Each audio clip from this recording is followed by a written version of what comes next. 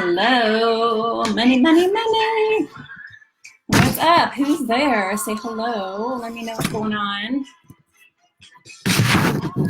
We will get started. I'm so excited to share this training. Okay, enough of ABBA. I love ABBA. Okay, so make sure I am all set. Give a few notes. Okay, so why I'm doing this training. So this is Master Your Money Mind. This is part 1 of 3. So I'll be doing part 2 tomorrow, same time, same place. Part 3 on the following day, same time, same place. So where this came from, hey, what's up? Say hello, tell me where you are. Where this training came from is I wanted to do this work on myself, and I knew I would be more willing to do it if I offered to do a training on it, because then I knew people were going to show up. So then I had to show up and actually do it. So this came from my own personal experience of wanting to do some massive transformation around my money story. And through the training I've gone through over the last year in different modalities, came to a new way to look at mastering your money mind that I hadn't dealt with before, and this has made a huge difference. And so this is where this training came from. And so why this is important, why is it important to master your money mind? Because your subconscious or unconscious beliefs, if they are left unchecked, they end up ruling your life. So one example, this is a story from a good friend whose mom had this belief that someone was going to take all her money away. And so she kind of hid money, and that was her constant belief. And of course, that is exactly what happened. Later in life, she had some travelers stay on her property, and they ended up taking everything. And I think they actually even burned some of her belongings. So it's that whole idea of, again, of course, if you believe it and you keep putting energy and feeling towards it, that is what you will experience in your life. And so that's why it's so important to do this work. And this is not just intellectual, mental work that we'll be doing today, because that doesn't work either.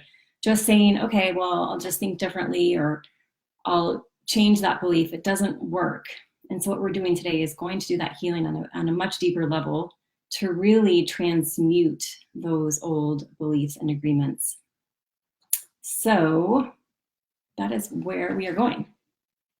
So today we are looking at some negative judgments and perceptions. Tomorrow we'll be getting into some of your fears. And then the following day, we'll go deep into how to truly, we'll be having tools each day, but the last final day will be truly how to alchemize it for good. So get it out, it's done, it's over, and get on with what is actually true for you. So if you have questions as we go, let me know. I'm happy to answer them. Okay, so what I want you to do first. So like I said, this is a very interactive training. What I want you to do is to write down your current expenses and your current income. So what comes in, what goes out. And so if you are watching this on the replay, you can pause and go look at your bank account, look at your budget, and see what's been consistently coming in and out for the last maybe 6 months. And then I want you to actually evaluate your expenses.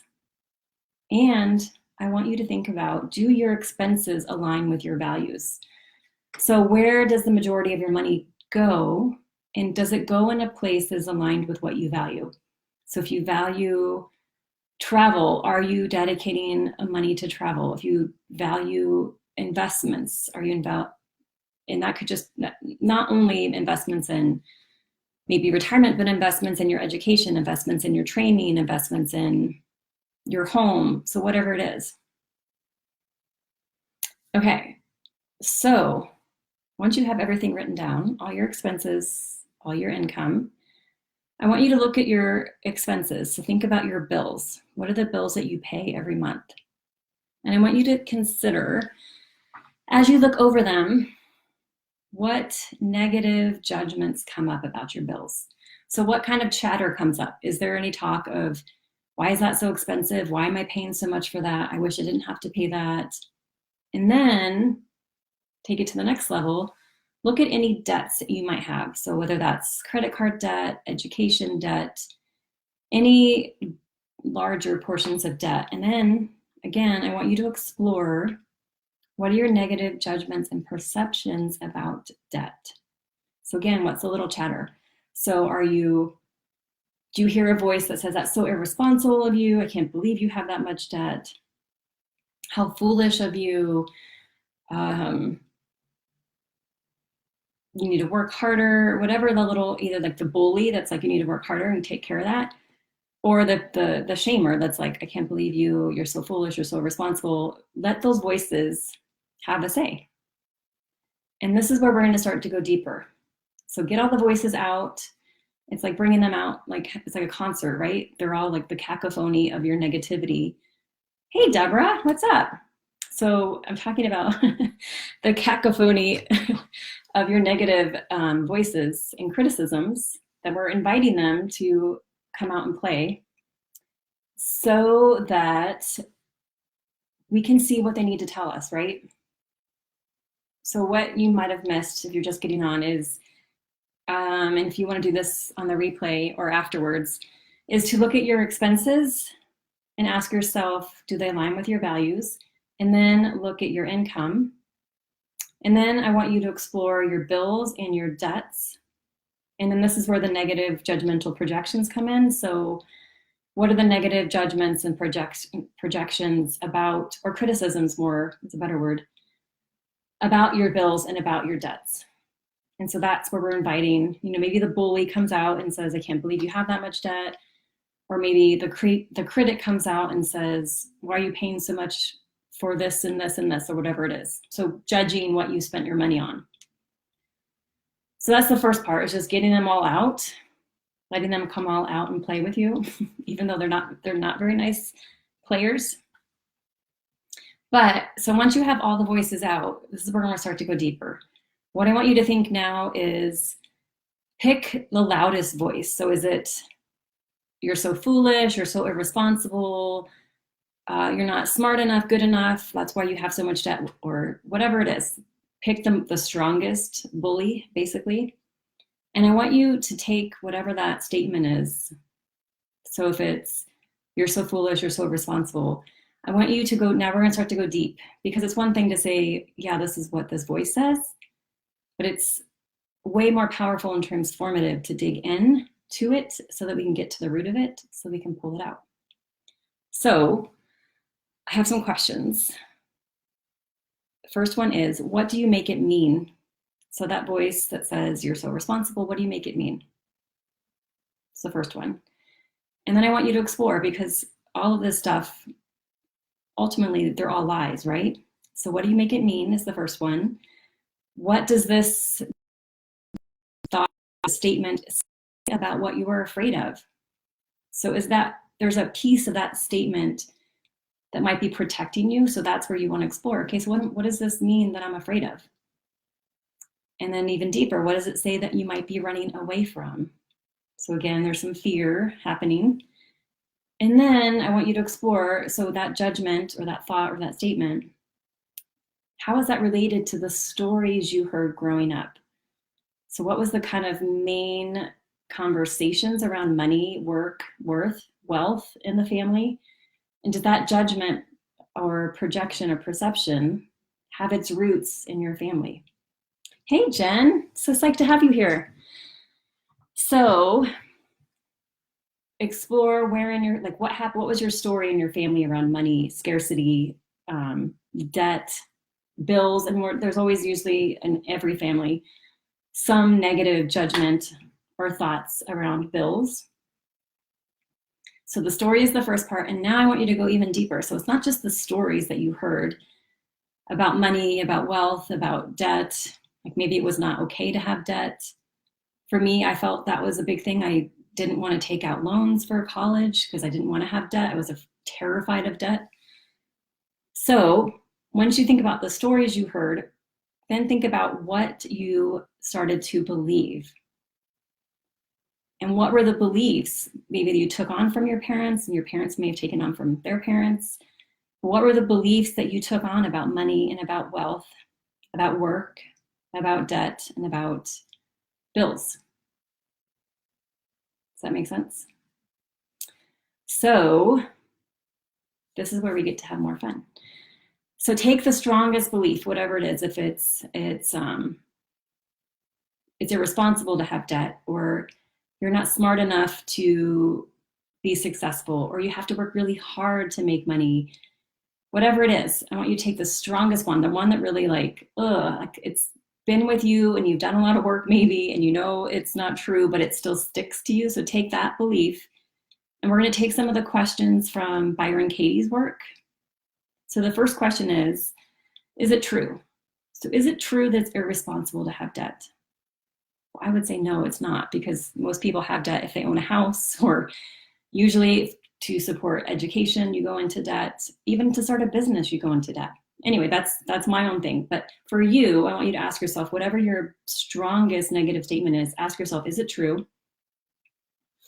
Second question, can you absolutely know it's true? Without a doubt, it's absolutely true for everyone, everywhere. And this is where this question really helps, because you can always find exceptions where it's not true, right? So now we're starting to kind of dismantle those beliefs. And this is one of my favorites now. So now I want you to get into your body. So how do you feel and act when you believe that statement or that belief? So what does it feel like when you're like, oh my gosh, it is so irresponsible to have debt, or you have to work so hard to have money? I want you to think about where in your body that belief resonates. So is it in your gut? Is it in your chest? And this is the key to healing this, is you have to get into your body. We can't intellectualize this to make it go away. It doesn't work. So I want you to get into your body, really embody it. So this belief, what does it feel like for you? What is that feeling?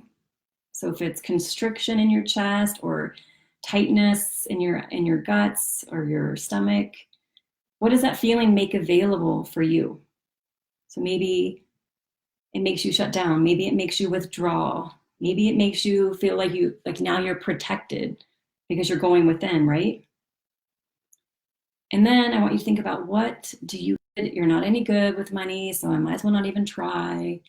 Or I'm just irresponsible, so I might as well just forget it. I'm never going to be successful. So you get something out of those negative beliefs. And then as you start to really embody this and kind of be this feeling of the thought, of the belief, I want you to think about what kind of movement is available. So envision, I am this feeling of worthlessness or irresponsibility or foolishness. What does that look like? Is that me walking with my head down, my hands in my pockets? Is that you rolled up in a ball on the floor? And so if you're in that space and really feeling what that emotion that is attached to that belief feels like in your body, think about how much that restricts your movement. When you're in that space, are you even able to move? Or is it almost like you're in quicksand, like you're stuck?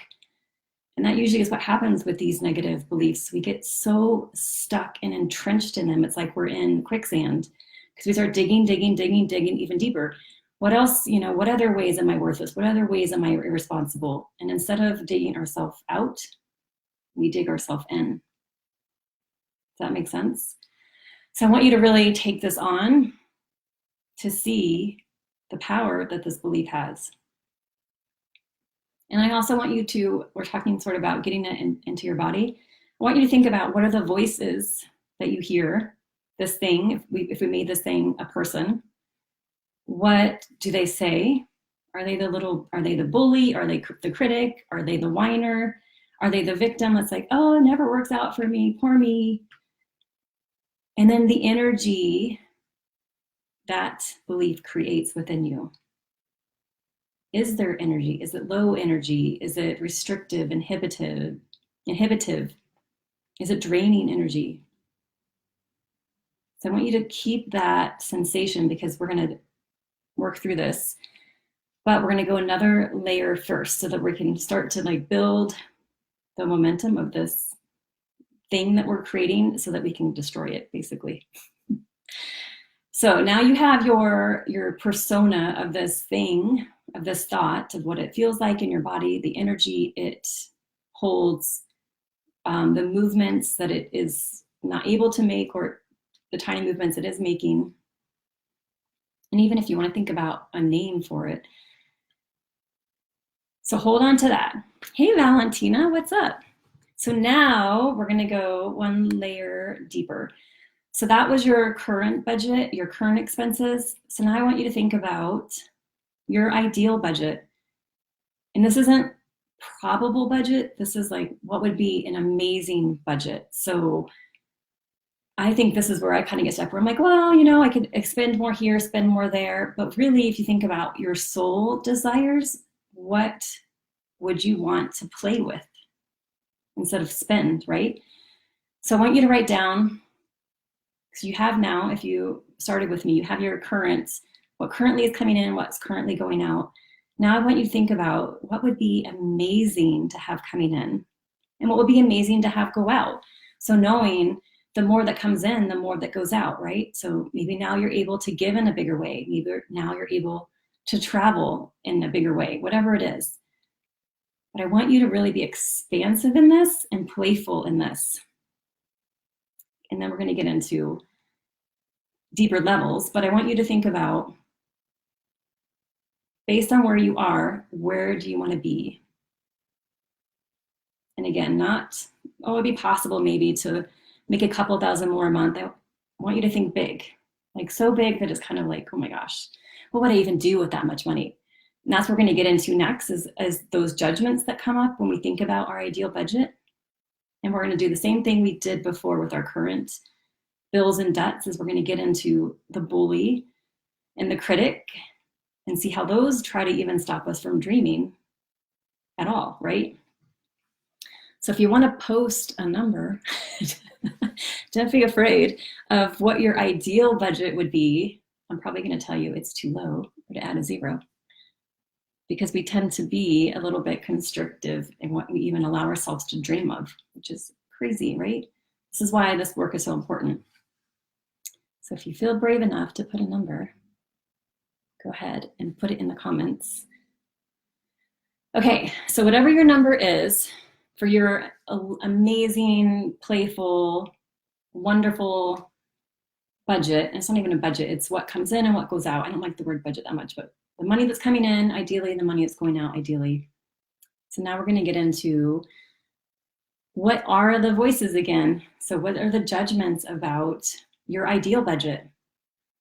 So do you have any thoughts of like, I don't really need much? What about all those people that are like starving in the city or in developing countries? Do I really deserve that much? So any of those thoughts, I want you to write them down. So anything that's like barking at you, like, who are you to think you can make that much money? Or what am I going to have to do to make that much money? Oh my gosh, I can't, you know, the work would be, I wouldn't be able to handle it. Whatever it is, write it down. And then once you have all, again, we're going to invite all the voices out into a concert, a cacophonous concert, so that we can see them, acknowledge them, and then we're going to send them on their way. So we're going to kind of go through some similar questions with your ideal budget that we did with your current budget. So we have the judgments, we have the bully and the critic probably already out in full force. Because once we start to dream, it's, I mean, if you've heard of the upper limit, once we start to dream, something comes in and starts to like, no, you need to bring that down, girl. That is way too high. Like, what are you thinking? And that's the work we need to do. Be like, no, I don't need to bring it down. I actually probably need to raise it even higher. So after you've got your judgments, perceptions, all the mean bully voices, We're going to go back to thinking about what are some stories that you heard growing up or even throughout your life about being rich, about being wealthy. So were there any stories in your household? Were there negative judgments or perceptions about, well, people that had a lot of money?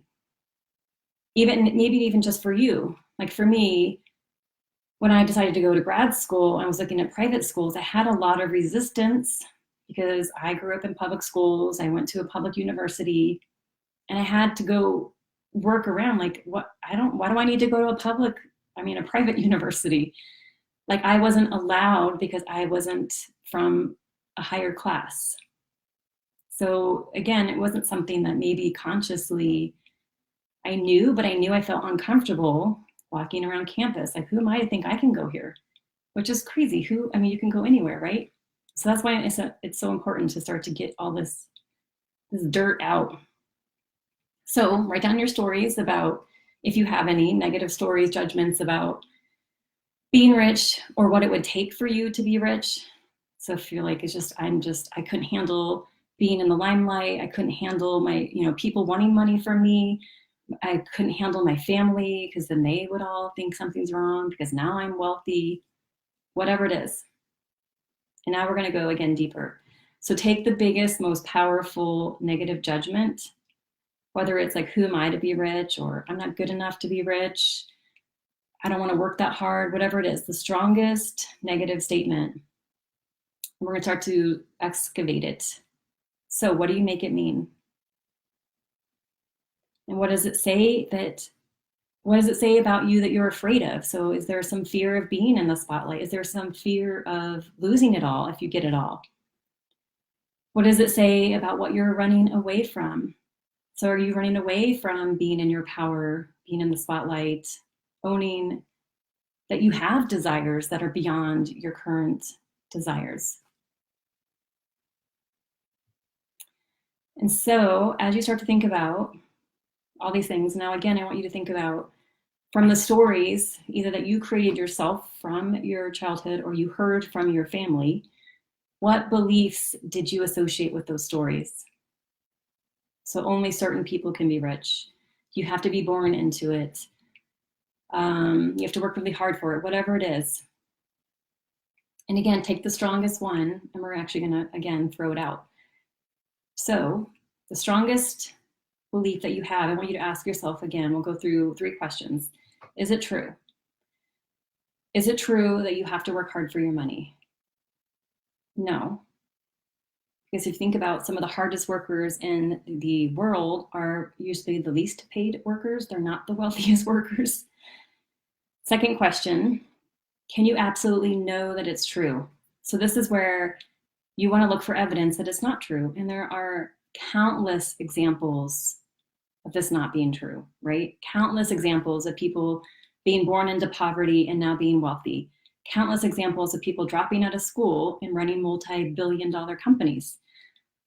But we still, for some reason, think it's not available to us, which is why we have to do this work, because it is available to us. Okay, and then the last question, how do you think and feel when you have this belief? So when you have this belief that I can't be wealthy, it's not going to happen for me, I'm not good enough, I'm not smart enough, I don't work hard enough, whatever it is, where do you feel it in your body? So again, think about, do you feel it in your stomach, maybe in your solar plexus, is it in your chest, in your heart? Do you feel it even maybe in your neck and your shoulders? Like, where do you start to feel this sensation of, I can't be wealthy, it's not available, it's too hard, I'm not good enough, whatever it is. And we're gonna again start to really embody it. So what is the energy like when you really take on that belief? What are the voices of the belief that are kind of barking at you and yelling at you and keeping you small? What does it sound like? So does it have a high-pitched energy or voice? Does it have a low kind of demeaning voice?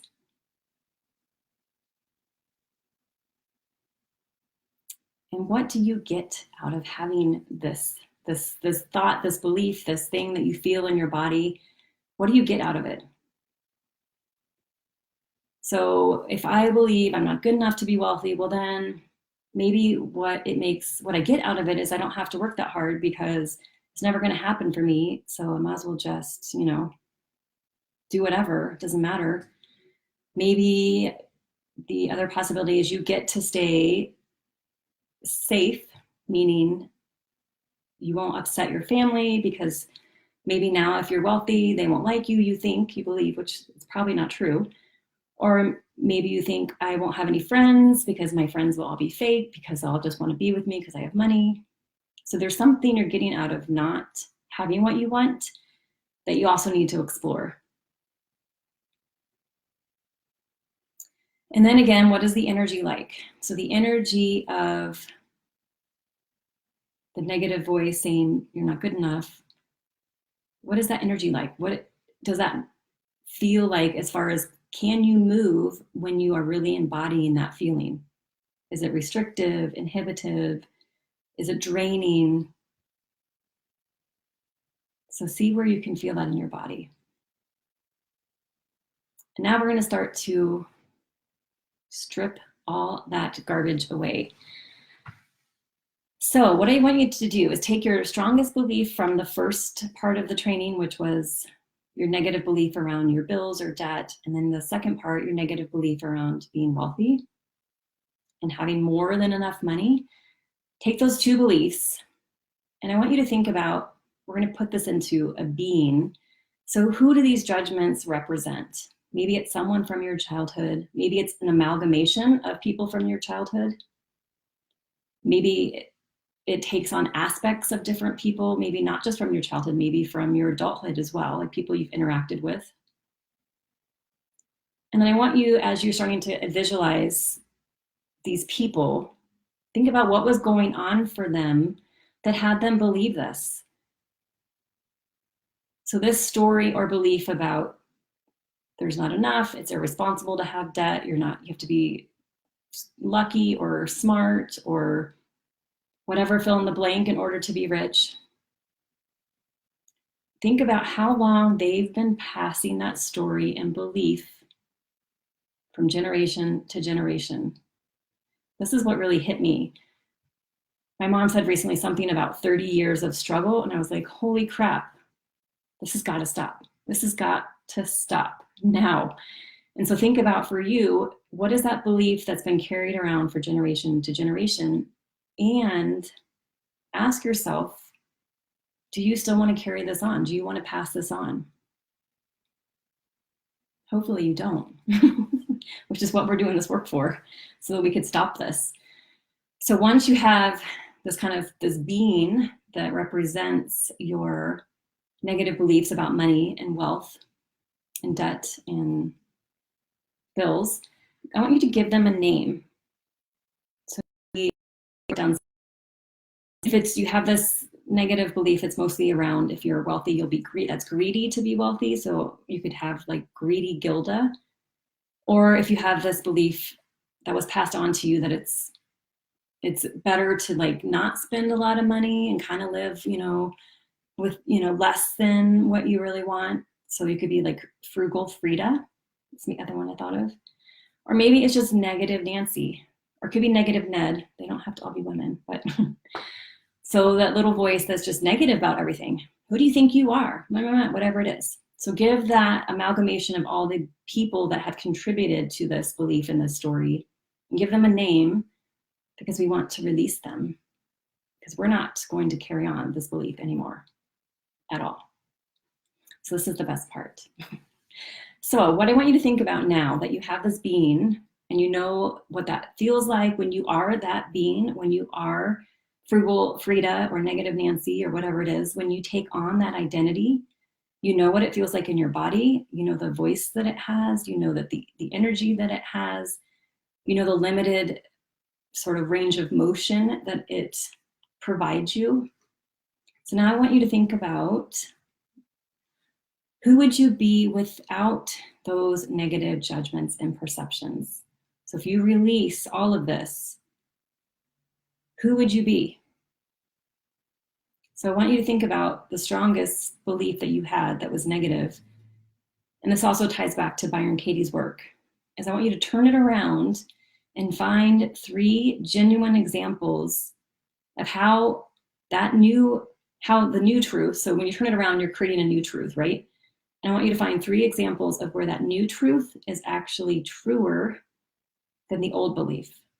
So if your old belief is, I'm not good enough to be wealthy, think of turning it around. I am smart enough. I am good enough, whatever the word is. It is now safe for me to be wealthy. Think about 3 examples where that is actually truer than the old belief. And once you have that new truth, you need to do the work of planting that in your body to replace negative Nancy, frugal Frida, greedy Gilda, all those beings that are taking up space in your physical presence and, of course, in your mind. So if you want to share, if anyone has a new truth, I would love to hear if you want to share it with us. Whatever it is, it can be simple, has to, something that when you think about it really shifts your energy, because that's when you know it's true, when you really feel it. As it's almost like when you say your name, I'm Corey. Like there's no doubt in my mind, like, no, you're not. Who do you think you are that you're Corey? So that's the way that you want your new truth to feel, that you say it and you're like, yeah, no doubt, no garbage going on about it not being true. It's absolutely true. The same as my birthday, the same as my name, right? So now get into this new truth. Where do you feel that in your body? Do you feel it anywhere, like maybe in your chest, in your heart center? And I want you to notice as you take on this new truth, what is the difference in energy that you feel in your body when you take on the new truth compared to what you felt when you had your old belief implanted in your body? So think about same types of questions. What kind of movement is available with this new truth? Does your breath change with this new truth? Do you feel more expansion with this new truth? What are the voices of the new truth? What does it sound like? Is there less of a sort of variation in how they talk? Is it, this is who I am, that's it? Think about if you visualize, again, getting this truth as a being, how does this being walk? What is their posture? And think about, are there any people in your life that would embody this new truth? And what are the aspects of them that you could use to create a being that you could really embody as this new truth? Something that really resonates with you, and you can also give it a name.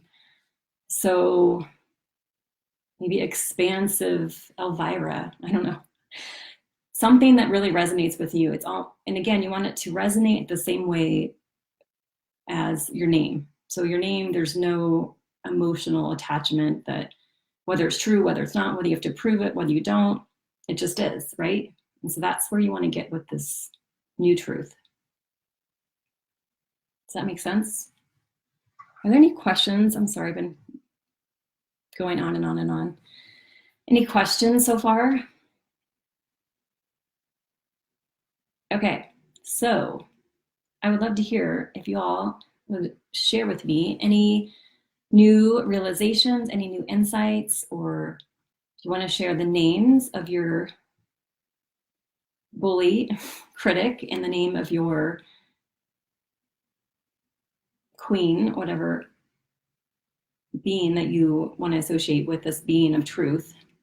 I would love to hear from you guys, from you ladies, from everyone that's there.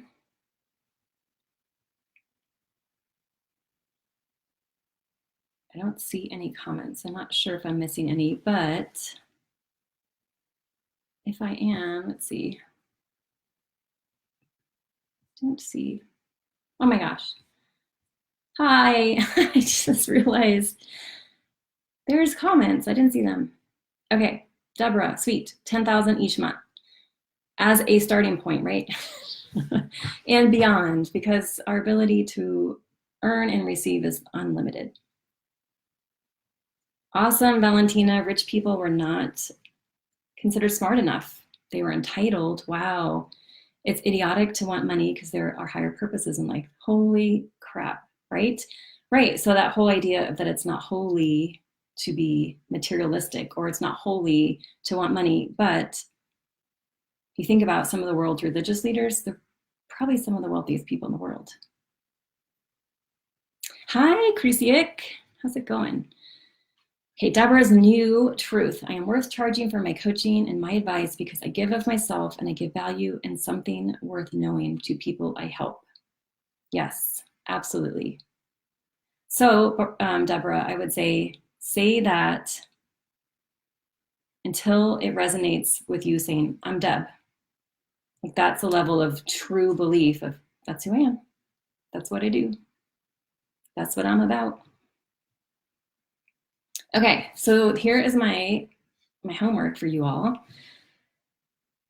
What I want you to do is because tomorrow we're going to be getting into fears around money. So this was the beginning of scratching the surface of what are the judgments and negative perceptions around money. And tomorrow we're going to go deeper into the fears. And then the following day we'll get into the final kind of alchemization, because we're starting to just dig and pull layers off and throw parts out. And then we're going to keep doing that until we have the final throw out destruction. But what I want you to do, if you are up for some homework, is tonight or the rest of this afternoon, take maybe half an hour and write out any other judgments that are coming up as you think about debt, as you think about wealth, as you think about potential for receiving more money, and even think about if you received more money than you could ever possibly spend, like what would that stir up in you?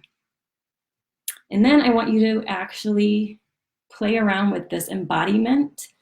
So when you think about the negative judgments, this is something we did on our recent retreat, is to get into your body. And if it makes me feel like I want to curl up in a ball on the floor, then I want you to actually curl up in a ball on the floor, because that's when you really start to see the impact of those beliefs of, holy crap, it totally restricts me. It totally keeps me stuck. It keeps me small. It keeps me hiding. And we can intellectually think that, but when we're in our body, we're in a ball on the floor, then we actually can see physically and feel it. And that's when we're actually able to transmute it on a much deeper level.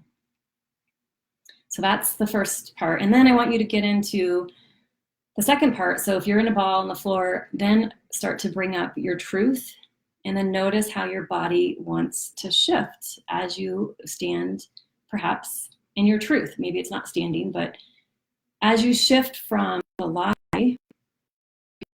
and what it does to your body and to your energy, like it kind of crinkles you up, and then you shift into truth, what does that do to your body?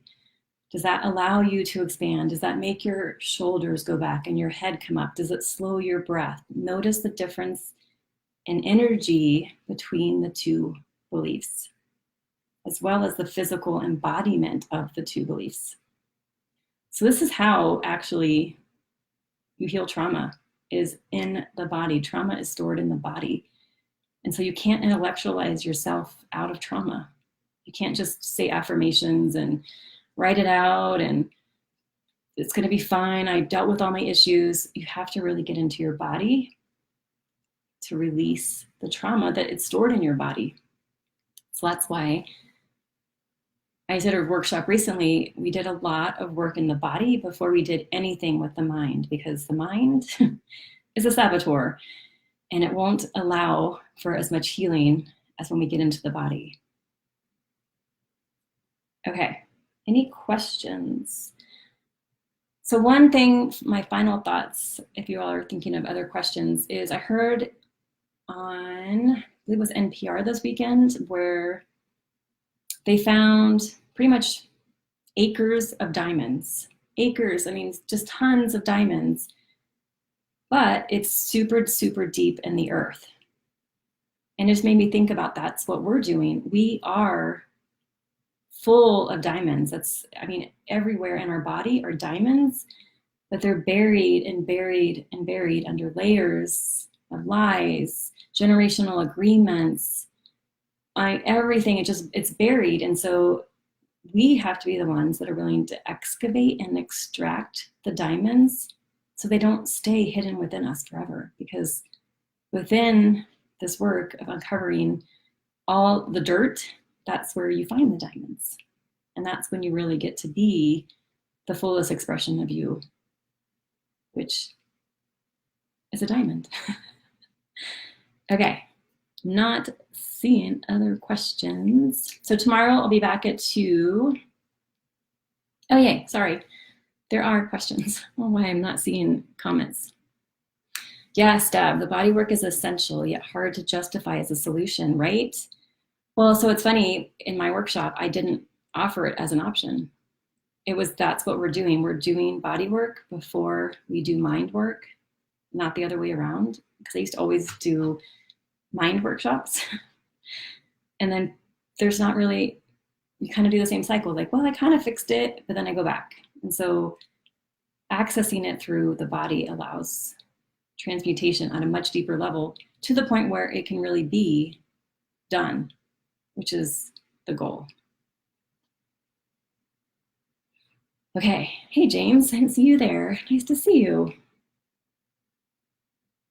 Okay, so homework, get in it, get into your body, feel it, both the positive and the negative, notice the difference, maybe give them names. You can come back tomorrow with the names of your lie embodiment and your truth embodiment. And then we'll be getting into fear tomorrow. So doing a more excavation tomorrow. All right. I also will be putting these videos into an email sequence, and I'll put the questions that I asked into a PDF so that you all have access to that as well. Cool? All right, y'all. If you don't have any questions, I am out of here, but if you do want to post anything later, I'll come back and review this. And if you are someone that's coming to watch on the replay, let me know your ahas, your insights, your realizations, and hope to see you all tomorrow. Thank you guys. Bye.